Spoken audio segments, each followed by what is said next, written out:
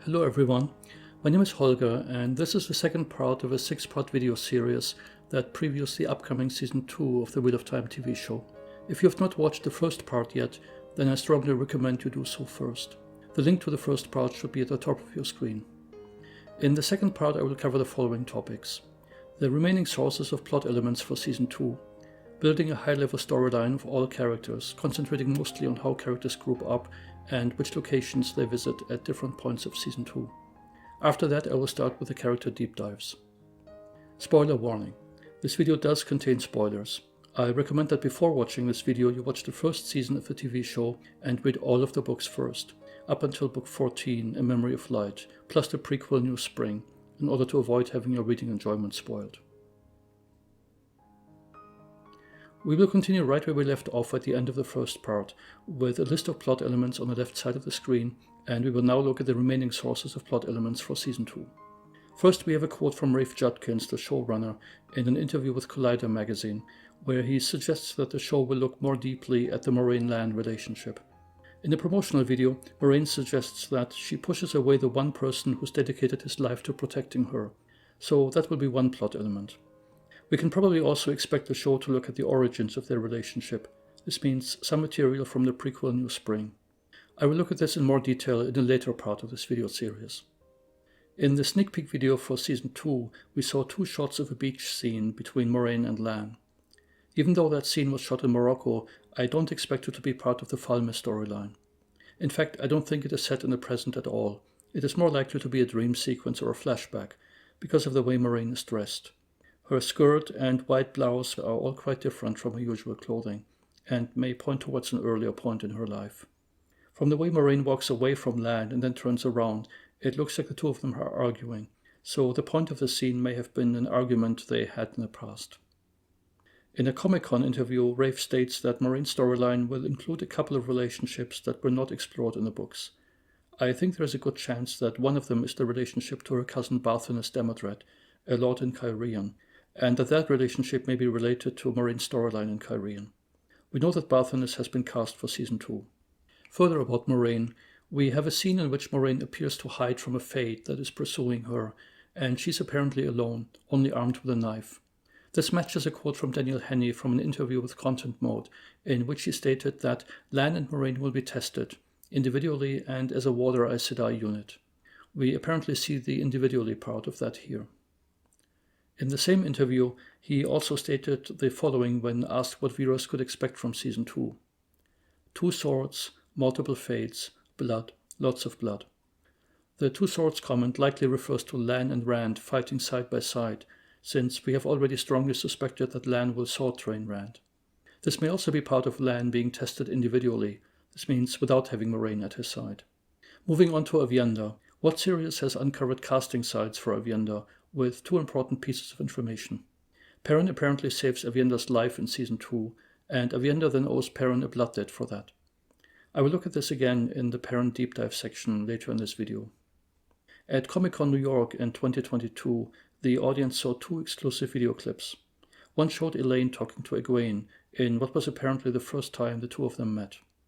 The other clip showed Liandrin talking to Mat in a prison cell in the White Tower, where it became clear that Mat was being held in the tower in order to ensure that he was not suffering from lingering effects from the dagger. Also, Mat apparently tried to dig himself out of his prison cell. Another piece of information we have about Mat is a photo showing him standing in front of a building. What Series later confirmed that this building was part of the Falme set, so this confirms that Mat actually does go to Falme in Season 2. We see 2 photos in a dark cellar, one showing Egwene, the other showing Mat, and from their angle it looks like they both belong to the same scene. This means Egwene is apparently talking to Mat here, in his cell. Further for Egwene, we have her doing chores in the tower, and it looks like she may be wearing the same apron as in the scene with Mat. This suggests that either she snuck away from her chores for a moment to see Mat, or her chores included going to Mat, perhaps to bring him food. The only other piece of information we have about Egwene is seeing her as a Damane, as mentioned earlier already. For Nynaeve we have very little information. One is a scene in the White Tower where she appears to train or spar with a sword against warders. The other is a scene in which she stands alone on a field. The unusual lighting in this scene and the fact that Zoe Robbins appears to have only her own natural hair and no braid suggests that this is not a scene from the present, but most likely from her accepted test. Next we have Rand literally bound to a wheel. In the books, the concept of Rand being bound to the wheel shows up in a figurative sense, meaning that Rand's soul is bound to the wheel and can be spun out by the wheel into different lives, in the same way this happens with the heroes of the Horn. It looks like in the show we see this being interpreted more literally.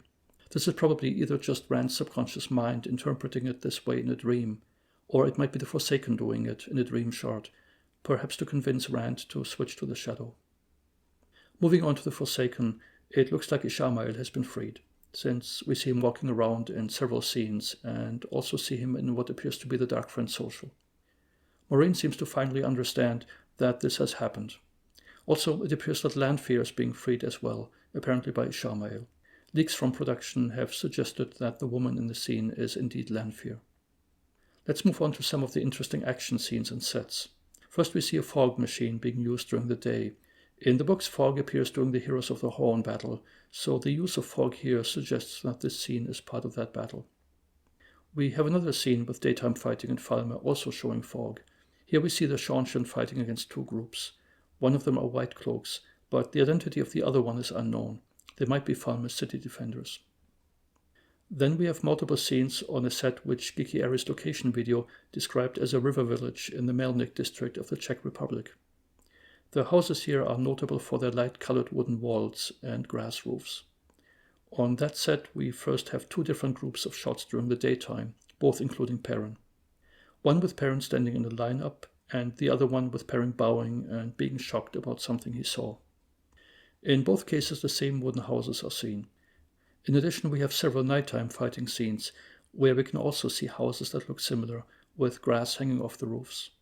Since this fight is happening during the night, it is likely separate from the Battle of the Heroes of the Horn, for which we earlier saw daytime scenes.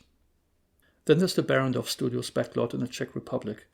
The first interesting detail here, pointed out by Geeky Aerie, is that the roofs of these wall towers were replaced with Asian-looking roofs for Wheel of Time filming. From Amazon's first video describing costumes and cultural influences in the show, it becomes clear that Cairhien has French and Chinese cultural influences. Chinese influence would match the roof design, so it looks like the set is used for Cairhien. This also explains why a lot of ramshackle wooden buildings were built outside of the wall before the shooting. Those are apparently supposed to represent the foregate of Cairhien. The design is quite different from the river village we saw earlier, with darker wooden walls and wooden roofs instead of grass roofs. In one of the Season 2 videos released by Amazon, we see Rand walking through, which we now know to be the foregate. In other scenes, we see fiery explosions in the foregate, which is our first hint that we might see fireworks and illuminators as part of the Cairhien storyline. There is another hint at that in one of the set photos in Geeky Aerie's video, where we see a few tubes on the set. There have been speculations that these might be launch tubes for fireworks, so there is at least a potential that we might see illuminators, and possibly Eludra, in Cairhien in Season 2. On the same set we also have the inner city of Cairhien, with better constructed houses built partially from stone. In one of the scenes from a Season 2 video, we see Rand, Lan, and most likely Moiraine walk through a place that is likely the inner city of Cairhien. Note the similarity of the second floor front wall of the house they walk by, compared to houses we see in the inner city set. Finally, we have a scene in which Siuan arrives somewhere by carriage. What series has identified the filming location of this scene to be a different part of the Barrandov Studios backlot? Note the style of the roof here. It is not an Asian style and has not been replaced for filming. The roof looks European. From Amazon's first costume video, we know that the cultural influence for Andor has been Western, blend of all cultures. This makes it likely that the country shown here is Andor, and that the city is Caemlyn. This means Siuan is probably arriving at the royal palace of Andor in Caemlyn. In Season 1, Alanna stated that the Amyrlin had been in Caemlyn, and we may see a flashback for that here in Season 2. With this last plot element, we have now finally finished the collection of plot elements for Season 2, and we can start building out our high-level storyline. Let's start with the starting locations of all characters. We have already found the starting locations of most characters in the previous video. This includes Perrin, Loial, Nynaeve, and Egwene in Faldera, Moiraine and Lan at the Eye of the World, Rand having wandered off from the Eye of the World, and Mat and Elayne being in the White Tower. Alanna will be in the tower as well. We still need to look at Aviendha and Min. For Aviendha, it looks like the first time we see her will be in Falme, so I will just place her there, even though we don't know for sure that she will be there at the beginning of the season. As for Min, we know that she evacuated from Faldera in Season 1. The population at the time probably assumed that the city would be overrun by Trollocs, and that everyone had permanently lost their homes. Min most likely went back to her childhood home, to her aunts. We have casting information for 2 of them for Season 2. We don't know exactly where Min's childhood home was, but Min's first vision occurred in Tar Valon as a child, so we have to assume that she grew up in or near Tar Valon. Since she's supposed to be Andoran, at least in the books, a village near Tar Valon is more likely than the city of Tar Valon itself. I will just place her somewhere in the vicinity of Tar Valon. So let's start with the actual plot, first for Perrin and Loial. They will start the hunt for the Horn, leaving Egwene and Nynaeve behind in Faldera. I will talk about their motivations and the path they will take in a deep dive. For now I will assume that they take a path that leads them past the area where the wolves were last seen, which is where I expect them to meet Elias, and from there to Shadar Logoth, then through the Waygate at Shadar Logoth, and through the ways to Falme. This route would create a number of interesting plot opportunities for the show. Much more about all of that in a deep dive. The group will reach Falme, eventually meet Aviendha, and be involved in some fighting with the Seanchan. Next we have Moiraine and Lan. Moiraine saw Trollocs marching onto Faldera from the Blight on her way to the Eye of the World, so she has to be worried about Perrin, Nynaeve, Egwene and Loial. This means we can expect Moiraine and Lan to return to Faldera first, to check up on those 4. Perrin and Loial have already left by that time, so Moiraine and Lan will join with Nynaeve and Egwene, and the 4 of them will head to Tar Valon, where Nynaeve and Egwene will enter the White Tower. This means they will be in the same location as Elaine and Mat. Making predictions about Rand and about Moraine's activities after she reaches Tar Valon gets easier if we look at the end of Season 2 first, because we have more information about events late in the season than in the beginning of the season. So let's place all of our characters at the end location first, and then go backwards from there. Almost everyone will be in Falme at the end of the season. I also expect Alanna and her warders to be in Falme at the end of the season, for several reasons that I will cover in the deep dives. Min will likely be in the White Tower, primarily because she's needed there for the Elida coup, so she can later be part of the group that travels to Salidar. As for Moiraine and Lan, this may come as a surprise to many viewers, but I expect Moiraine and Lan both to be in the White Tower at the end of the season, imprisoned. Since this is an unusual prediction, it requires a lot of explanation, of course, and I promise I will explain everything in detail in the Moiraine deep dives in the next 2 videos. We know that the last events in the show are in Falme, and include the battle in Falme, involving the Heroes of the Horn, the blowing of the horn, and other events we know from the books. Before all of that, everyone has to get to Falme though, so the questions are how and when that happens. For Perrin, Loial, and Aviendha, we already know how they get to Falme. We also have a fairly good idea about Egwene, since she must have been taken to Falme earlier in the season, so she could become a Damani. That leaves Rand, Mat, Nynaeve, Elaine, and Alanna with her warders. The next questions are when and how all of these get to Falme. Let's talk about the when first. There are several indications that the Cairhien events happen very late in the season. The most obvious hint for that is the casting of a Sun Palace servant, who is supposed to appear in episode 7 or 8. It will probably be episode 7, with episode 8 taking place in Falme. We know that out of the group that travels to Falme, at least Rand and Mat are in Cairhien earlier, so it looks like they are probably in Cairhien in episode 7, but in Falme in episode 8, and will travel to Falme either in episode 7 or in episode 8. So much about the when, now about the how. The timing suggests a magical transport of some kind. This means they're probably not traveling from Cairhien to Falme on horseback on surface roads. That's because introducing a several months-long delay that late in the season would cause plot complications with those characters who are already in Falme at that time. We can probably rule out the ways as a form of transport, because Loial is already in Falme, and it does not seem likely that another Ogier would be introduced. That leaves portal stones, traveling, skimming, or some kind of new or hybrid transport invented for the show. I'll look at these options in more detail in the deep dives. For now it doesn't really matter what exact mechanism is used.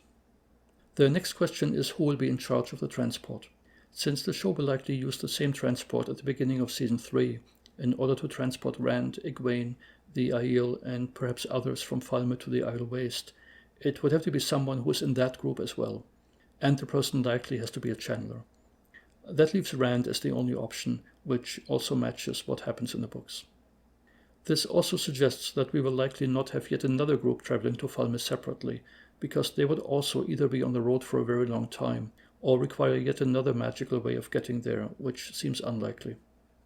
So what we have now is that Rand, Mat, Nynaeve, Elayne, and Alanna with her warders will arrive in Falme by magical transport from Cairhien.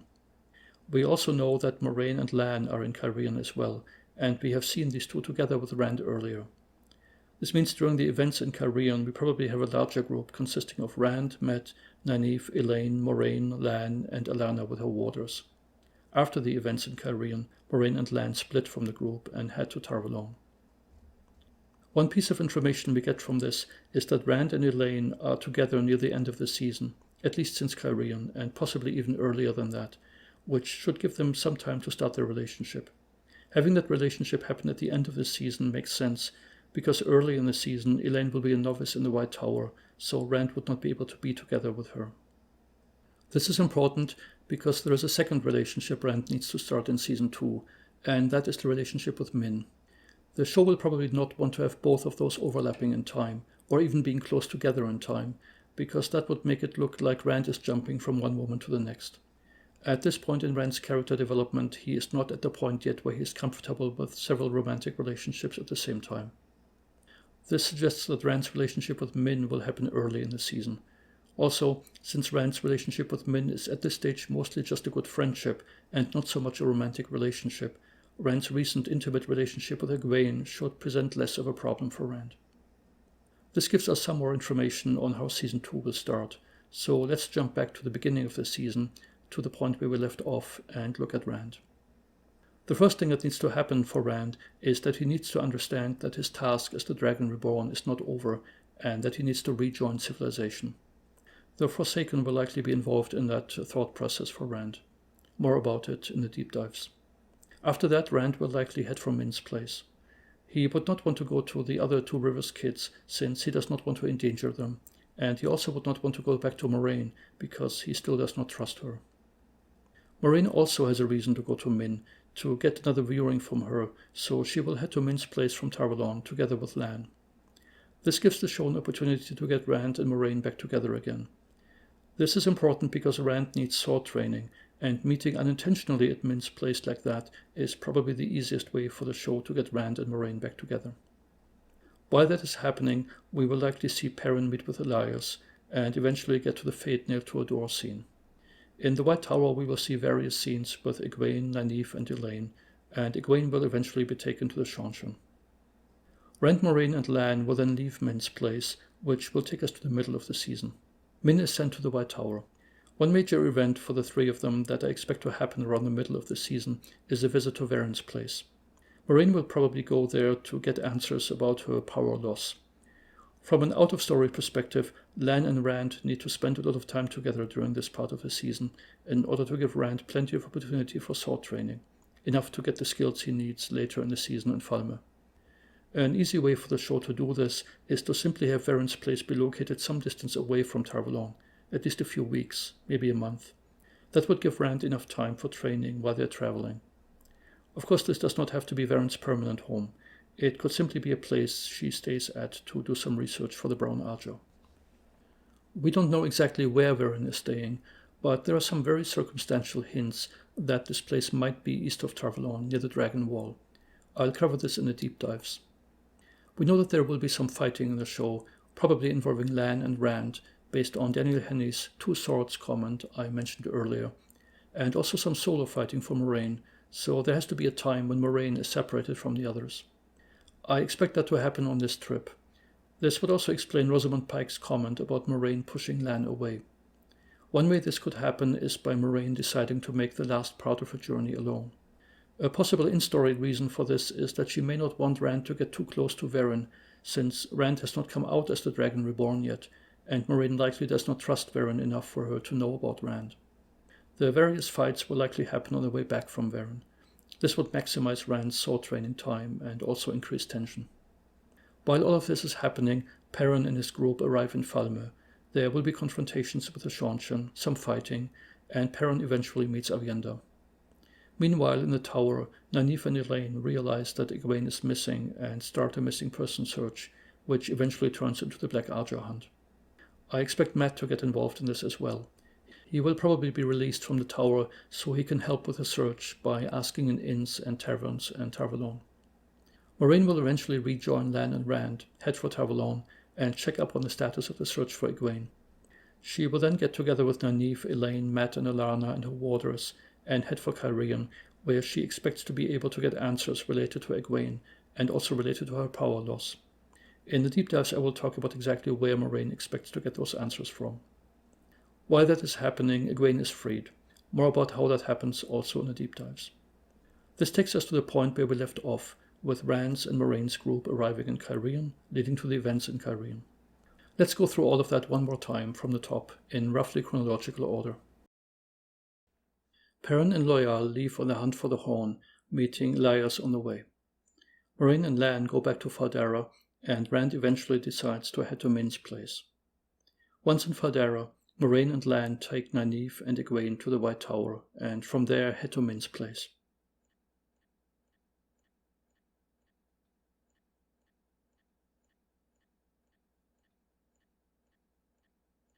Min is sent to the White Tower.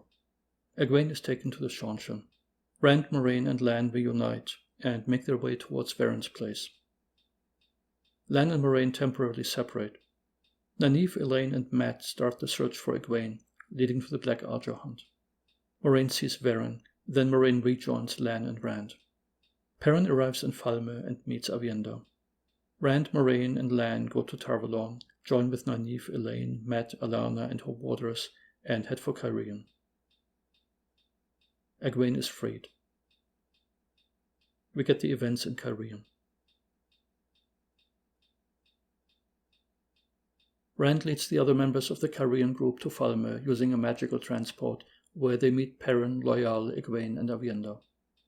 After that, Moiraine and Lan split from the others and head back to Tar Valon, where they are eventually imprisoned. After that we get the events in Falme, leading to the Battle of Falme. This concludes the discussion of the high-level plotline, and it is now time to start the deep dives. I will start with Perrin, Loial and Padan Fain, since their storyline is the most disconnected from all of the others and easiest to discuss upfront. First, let's talk about Padan Fain, since he's ultimately in control of the path everyone takes. Show Padan Fain is significantly different from book Padan Fain, to the extent that this will affect his motivation, so let's look at that first.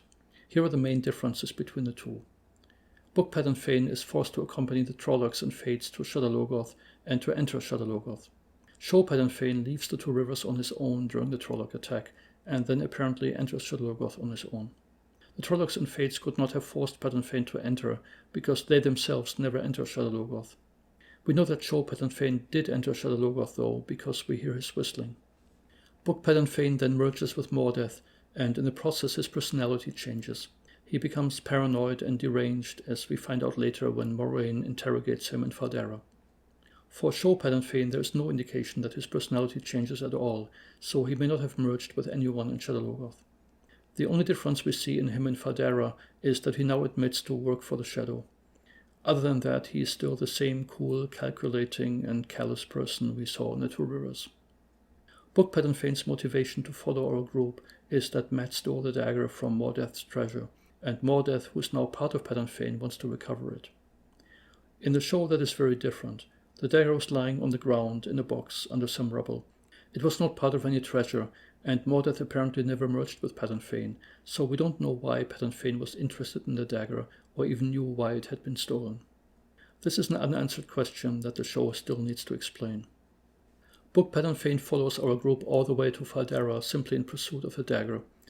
Show Padan Fain receives the dagger in Tar Valon, and then still follows the group to Faldera, so he must have had a different reason for following, separate from the dagger. The most likely explanation is that he was sent to Faldera by the Shadow, probably to steal the horn, but that implies that the background about the horn storyline in the show is very different from the books. In the books, our group returns the horn from the Eye of the World. Padan Fain then steals the horn and the dagger. Padan Fain had help in that, likely from Ingtar, who knew about the horn. In the show, Padan Fain already has the dagger before he gets to Fardera, but he still goes there and steals the horn.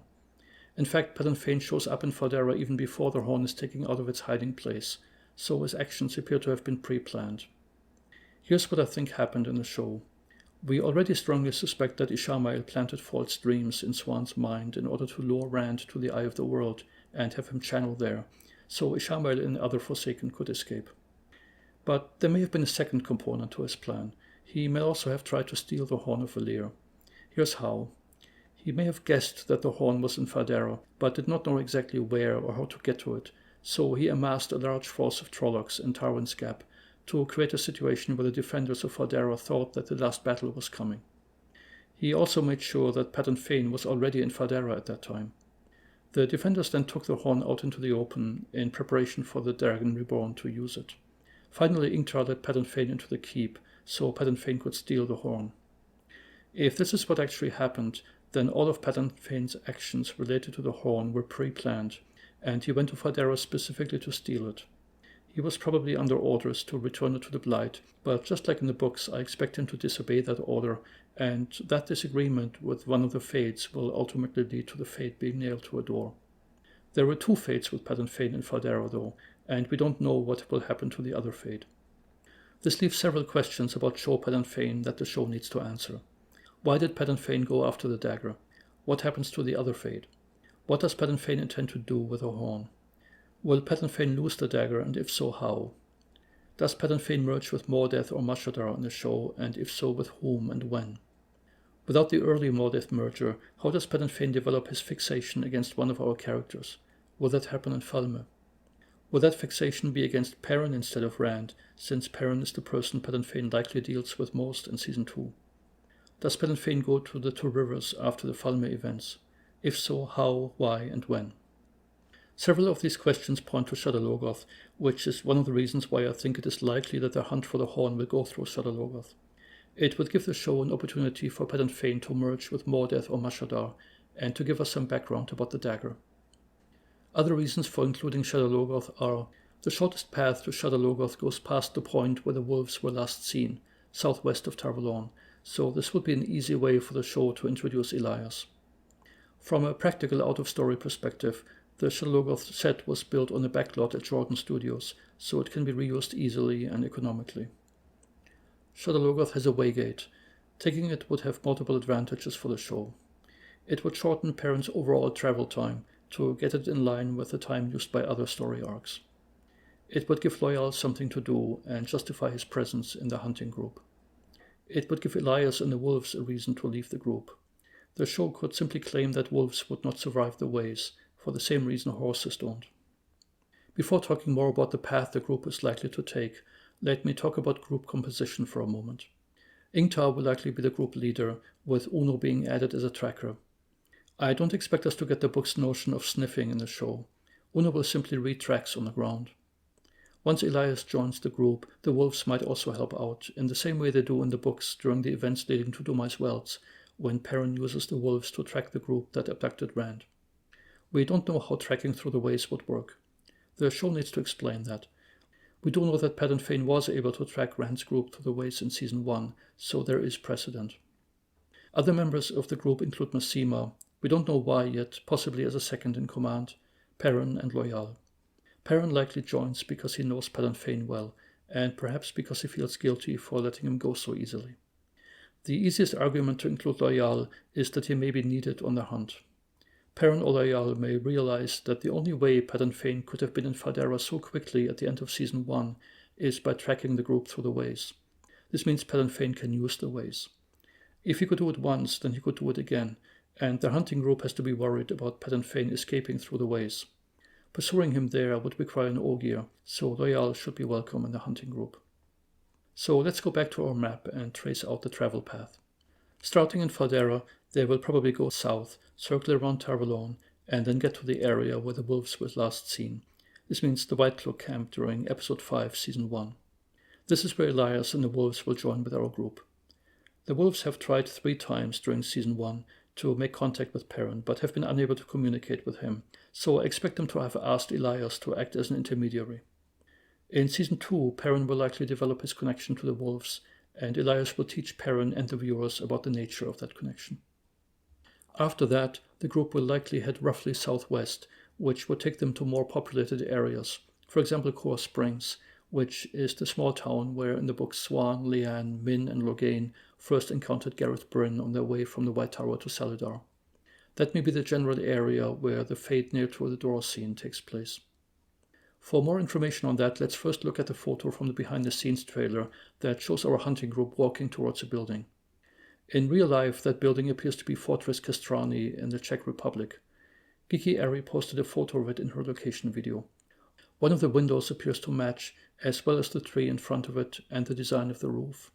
Here's another video of the fortress from the Fortress Kastrani website, shot from the back of the fortress, and we can see how one of the side buildings matches our shot. Here's yet another picture from Google Earth, shot via a satellite straight down, and we can again see the match of the side building and the position of the tree. So this outside scene of our group was clearly shot at Fortress Kastrani. Then we have the second shot, with the actual fate nailed to a door, and there has been the suspicion that both shots belong to the same scene. It now looks like they really do, because there is a photo on Google Maps from a location within Fortress Kastrani that appears to show the exact location where the fate nailed to a door scene was shot. As you can see, this is a perfect match, including the stonework around the door, the plants in the corners, even the wagon next to the right wall. The only difference is the appearance of the wooden door itself, which is different in the shot. The wood is darker and it has horizontal crossbeams. It looks like the filming crew actually took a fake wooden door with the fate already nailed onto it to the shooting location and propped it up against the real wooden door so that the real door is not damaged during the shooting. The likely location of that door within the fortress is toward the back of the fortress. The fortress itself is located about 1.5 to 2 hours south of Prague, and it is a local tourist attraction open to the public, so I guess it is just a matter of time until Wheel of Time fans will start posting selfies from in front of that door. A link to the Fortress Kastrani website is in the description of this video. I expect the next location of their path to be Shadar Logoth. Here we might get a rare Padan Fain point of view, giving us some of the Dagger backstory, and perhaps even showing Padan Fain merging with Mordeth or with an intelligent version of Mashadar. I think it is possible that in the show Mordeth and Mashadar may be merged into a single entity. Ultimately, everyone will head to Falmer through the ways. If Elias and the Wolves have not left our group already, then I expect them to do so now. We have very little direct information of Padan Fain's actions during Season 2. We see one shot of him walking down a corridor in a building. This is probably either the palace in Falmer or the location where the Darkfriend social takes place. The only other shot we have of Padan Fain is a very brief shot in some outdoor location, but there's not enough information in this shot to narrow down the location. In Falmer we have 3 shots involving Perrin that happen during the daytime. One shows Perrin bowing, another shows him shocked and dismayed, apparently by something he just saw, and a third one shows a larger lineup of his group, together with Shonshin. All of them were shot in the same general location that was called a river village in the Czech Republic in Geeky Ari's location video, as explained earlier. Let's see if we can figure out what happened here and in what sequence. The first noteworthy detail in these scenes is how some of the characters are dressed. We know that earlier the Shiennaran soldiers wore very distinctive uniforms and armor. Here's a close-up from the fate nailed to a door scene. In the scene in which Perrin bows, they still wear the same uniforms and armor, so we know they arrived in the Falmer area dressed that way.